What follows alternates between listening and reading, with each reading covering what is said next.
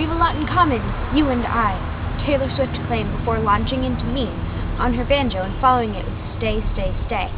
Perhaps we do. Perhaps loving Taylor is an ageless grace in which the daydreamers of the world, and especially the younger female members, join her hand in a land of love and denial, jealousy, desire, and deliverance. Welcome to a Taylor Swift concert. The Red Tour reached the Prudential Center Wednesday night and was immediately the arena rock concert to beat.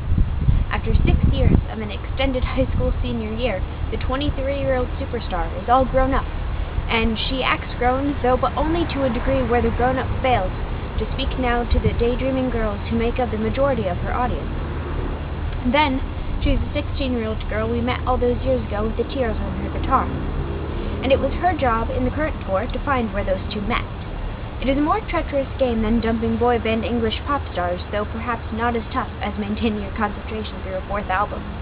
And as Taylor Swift's eagerly anticipated early tour set in New Jersey, she performed the balancing act with such skill the 2-hour performance became a masterclass in how to conduct your business the right way.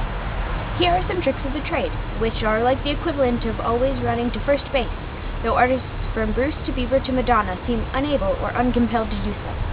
1. Have your opening act come on stage early. 2. Then, instead of messing around until 9 p.m., or in the case of Lady Gaga at the same venue 10 p.m., or Madonna 11 p.m., go on stage at 8:30 p.m. Play 2 hours straight, don't bother with an encore, and make sure your fans are out in plenty of time to catch the 11 p.m. train back to New York Penn Station. It might seem to be a small thing, such attention to detail so your young audience can make the most of the concert experience, but it isn't. It is good manners. It makes a big difference.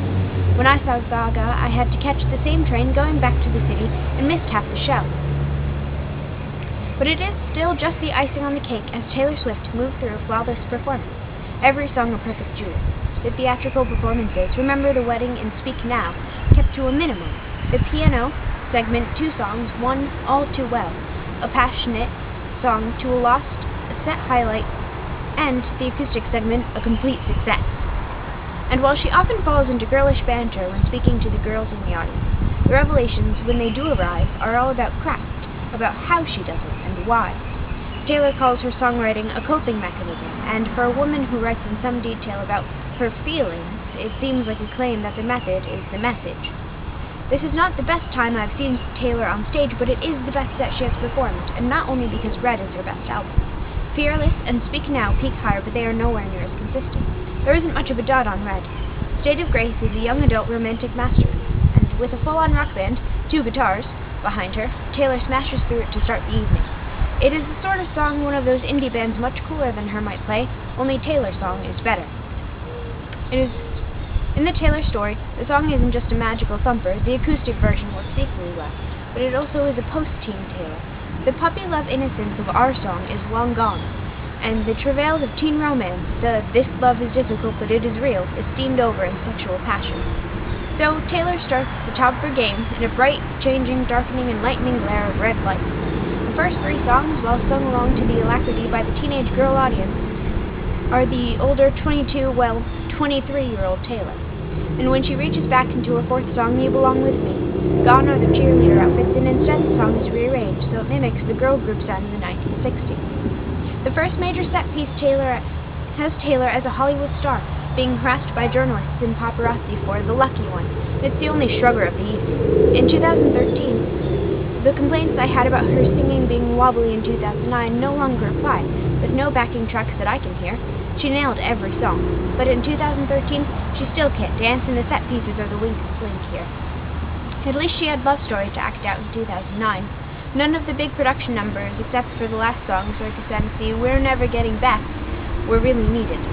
22, as fun a song as you'd ever want to hear, didn't need 10 dancers to sell a point to us. Musically, Taylor is on a mission that included playing the electric and acoustic guitar, drums, banjo, and piano, and only the piano specifically well. She claims to have learned how to play guitar on a 12-string, which would be much more believable if there hadn't been a film of her opening a Christmas gift of a 6-string at age 9. Her singing is much better than it has ever been, even if a little nondescript. There is a sweetness to her voice, and it is right for her song.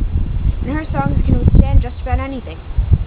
Both Fearless and Speak Now success meanders here and there, but Wednesday night everything is full ahead, and the songs are given lovely, lively, passionate takes. Some more nitpicking? Here's some more. The fans get to choose a song at every stop, and for some insane reason chose Starlight. Starlight? All we get is one, and we chose the one from an album that she won't stop playing. How about Forever and Always? Come on, Jersey, is that all you've got? The one opportunity to hear mine, and we blew it. But is that the worst you can say? Yeah, more or less. Taylor gave her fans a superbly crafted set. Just about 2 perfect hours of pop rock, with a good band and a minimum of acoustic hijinks. She treated her young fans with all the love and respect they deserved, while impossible to overstate this, streamlining the Speak Now aesthetics to a fine point, a study in a simple design, well executed and the least indulgent. Most creative arena rock show anyway. Everything improved here, Mean was perfect, and the extremely accurate warning that there will be bullies throughout all of our lives just made it better. Love Story remains possibly the greatest song of the 21st century, and We Are Never Ever Getting Back Together is one of the best songs she's ever written. And the fans were adorable, dressed up like Taylors from her various videos, with huge self-made signs and glitter in their eyes. Some as young as 8 or 9, mostly teens who probably were 8 or 9 when they first heard of her. What a wonderful place to be, these young girls traveling into adulthood, with these great songs about the social conditions that they live in to light their way.